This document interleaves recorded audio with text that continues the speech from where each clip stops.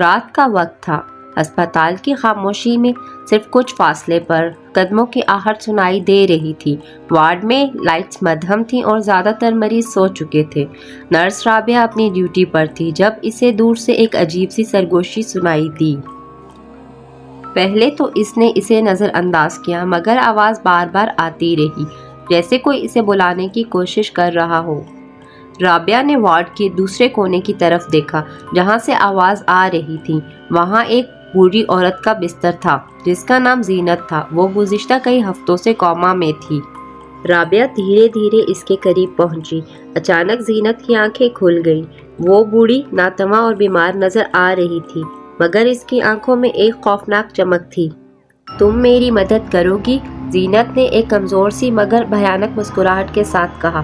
رابعہ کی ریڑھ کی ہڈی میں سردی کی لہر دوڑ گئی۔ آپ کو کیا چاہیے؟ اس نے لرزاتی آواز میں پوچھا۔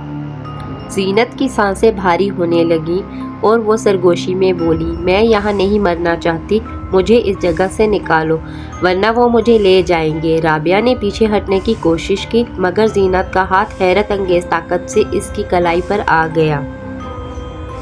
وہ کون لے جائے گا؟ رابعہ نے خوف سے پوچھا۔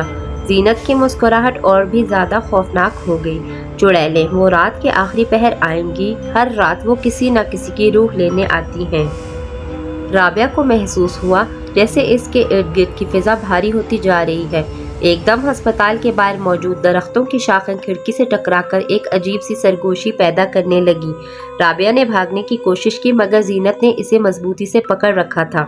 پھر زینت کا چہرہ بگڑنے لگا، جیسے کوئی دوسرا چہرہ اس کی جلد کے نیچے سے نمودار ہو رہا ہو۔ یہ چہرہ کسی انسان کا نہیں تھا، بلکہ ایک چڑیل کا تھا، جس کی آنکھیں سیاہ اور منہ سے خون کے دھبے نکل رہے تھے۔ تم نہیں بچ سکتی۔ زینت کی آواز اب گہری اور غیر انسانی ہو چکی تھی۔ رابعہ نے چیخنے کی کوشش کی، مگر اس کی آواز بند ہو چکی تھی۔ وارڈ میں روشنی تیزی سے مدھم ہو گئی اور آخری منظر جو رابعہ نے دیکھا وہ زینت کی مسخ شدہ شکل تھی جو ہنستی ہوئی اس کی طرف بڑھ رہی تھی۔ اگلی صبح نرسوں نے رابعہ کو وارڈ میں بے ہوش پایا۔ زینت کا بستر خالی تھا اور اس کے بارے میں کوئی ریکارڈ موجود نہیں تھا۔ آج تک کوئی نہیں جانتا کہ زینت کون تھی۔